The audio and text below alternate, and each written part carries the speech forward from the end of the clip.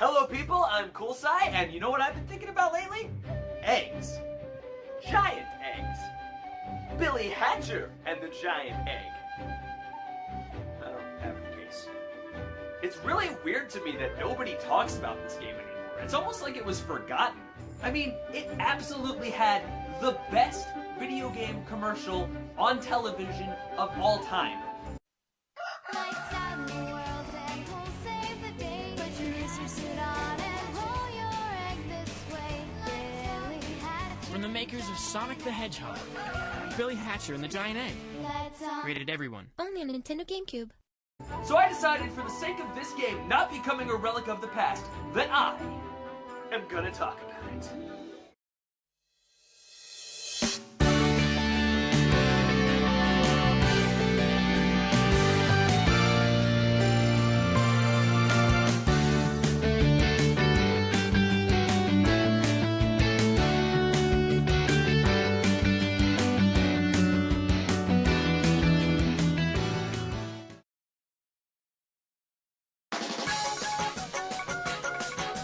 Now, the first question that may come to your mind when you see this title screen is, Coolsye, what the hell do you even do in this game? It looks ridiculous. Well, random viewer I just made up in my head, you do this. The whole time. That's it. Okay, I'm obviously joking. In Billy Hatcher and the Giant Egg, your goal is to save Morningland. And in order to save Morningland, you must dodge the legendary chicken soup and something eggs! In all honesty though, this job seems like kind of a bad deal. Not only does this kid have to save a place he was literally just transported to out of the blue, but he has to do it while looking like a Chick-fil-A ad. Billy Hatcher is a platformer, but it's actually pretty unique when compared to other 3D platform games. Rather than just run around, jump, and collect stuff, you need to have an egg with you in order to do pretty much anything. You can do some stuff without an egg, but the controls are very awkward and stiff if you don't have one. Also, most of the game is actually unplayable unless you have one with you, so I guess maybe forget what I just said? But when you do have an egg, the controls are actually pretty good. You can jump and toss the egg down on enemies, bounce on the egg, roll the egg faster while in the air, allowing you to jump up ramps, and you can even throw the egg and have it return to you like a boomerang. Most of that stuff is for combat or puzzle solving. The real thing you need to do is feed the egg. Now that may raise several questions for literally everyone ever, so allow me to answer so your brain doesn't have to think much further on it. What do you feed an egg? Fruit. Eggs love fruit. Remember folks, if you feed your egg a banana every day, it'll grow up big and strong. Once your egg is fully grown, you can hatch it, and the way you hatch it is simply magical.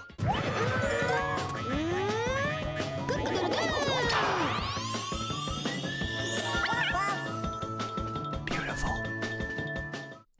Once you hatch an egg, you can get a large variety of stuff, including items, buffs, bombs, and most importantly, animal partners.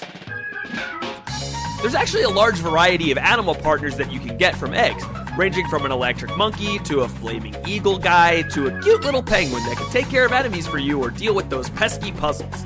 Like this one, though I wouldn't exactly call this one difficult. That's another thing I should mention. This game seems relatively easy at first, but it does get quite challenging actually. Whether the challenge is fair or not will depend on the person playing, but I actually rather enjoy the increasing difficulty of the game. Like most platformers, it's mostly the platforming segments that are hard, because there really is nothing to the combat and puzzle solving. Roll over an enemy a couple of times, put out the fires, dodge attacks, and then roll over the enemy a couple of times. That's really all there is to it. Or just throw your partner into the fray and kill everything in one hit. Play of the game.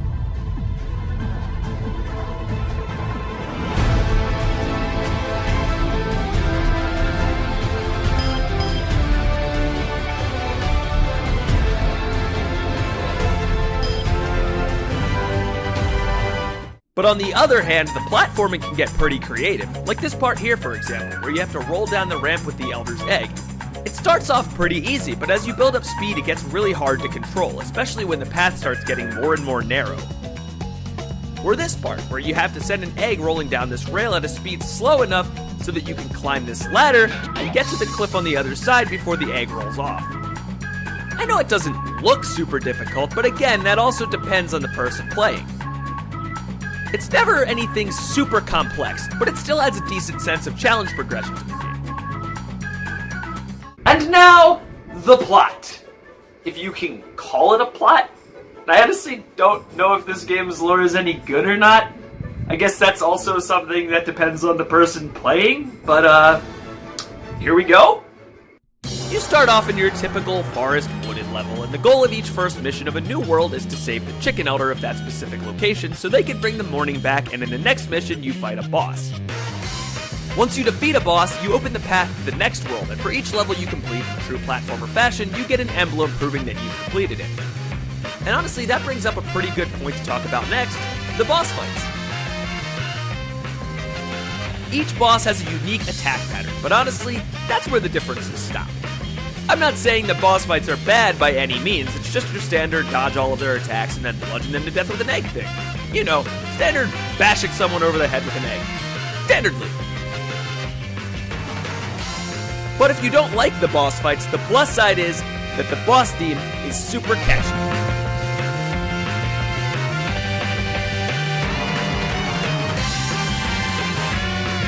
One of the bosses is actually pretty cool. The third boss is a giant skeleton dinosaur mech, piloted by that thing. Whatever that thing is. That shoots lava and rocks at you. Okay, finally got it, and wow, this thing actually almost killed me, dang. Alright, chicken elder guy, what do you got for me? Wait. So you're telling me that I'm on the third world, halfway through the game at this point, mind you, and you're only now figuring out that the bad guy is after the giant egg? It's literally the name of the game! You, sir, are the dumbest NPC in any video game I have ever played, and I no longer feel bad for your points. Good day to you. Oh, and speaking of the antagonists in this game, this guy, the Dark Raven, is 100% the most incompetent main villain I've ever seen in a video game. He traps the elders inside of these golden eggs, which causes night to fall over each world.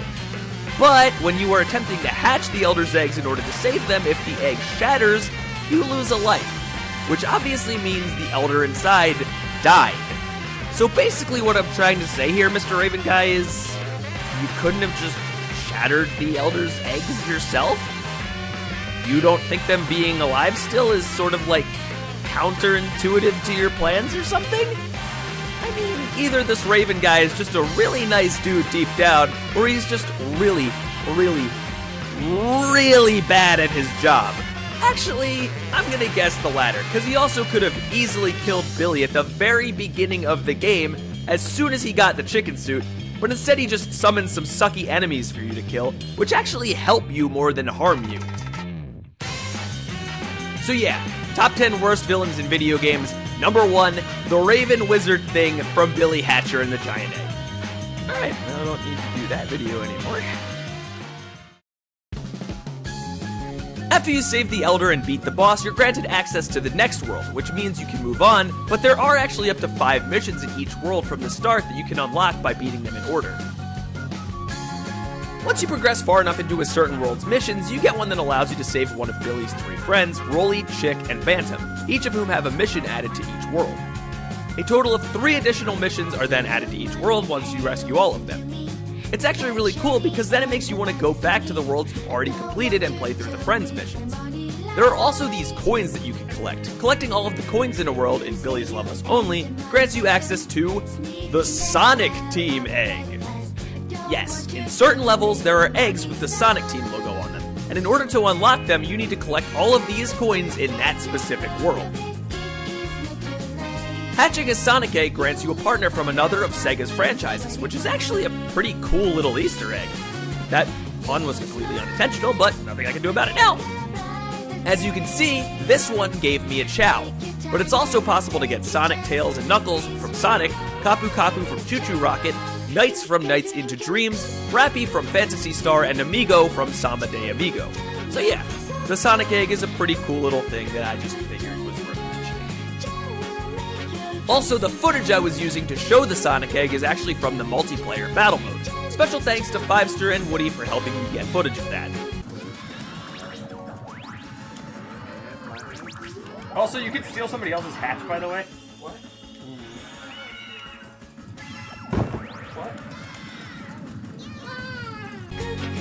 In battle mode, you can set certain conditions to each round, including a time limit or a certain number of hatch points.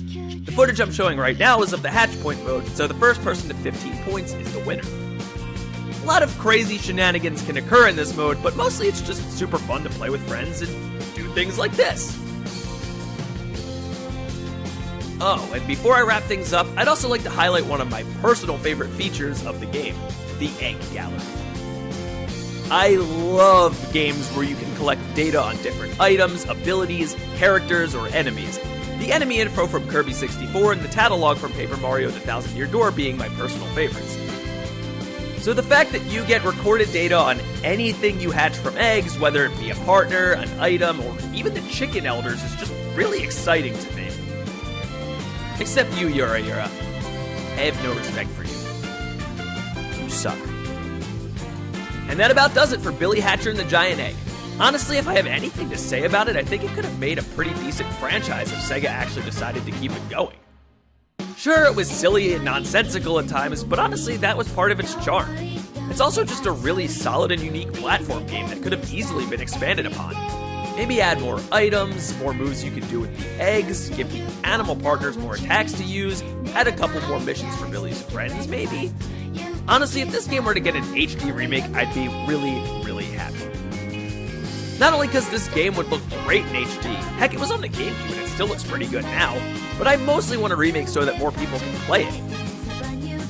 It's not for everyone, but Billy Hatcher and the Giant Egg is one of those games that I appreciated as a kid, and even without the nostalgia blindness, it's still pretty good. Unlike other Sega games. Sonic Heroes. Oh, and before I go, Billy Hatcher for Smash Bros. Come on, Nintendo! He's got the moveset already! Just do it! He's begging to be added!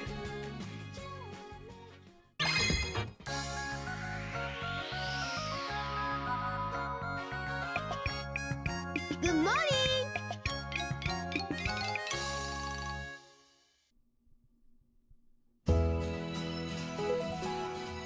And I'm finished. Are you guys surprised I did something? Was it good? If you liked it, go ahead and subscribe maybe? Do you like to like things? I like it when people like my things. Go ahead and like this thing if you could. It would help me out. Oh, and if you want, go ahead and check out Fourscore. We're actually starting a playthrough of Billy Hatcher on there, so if you want to see some gameplay, then that's where you can see some gameplay. Or if you've already played the game and just want to see us suck at it, that's also a pretty viable reason to go check it out. Anyway, thank you so much for watching, and until next time, stay cool.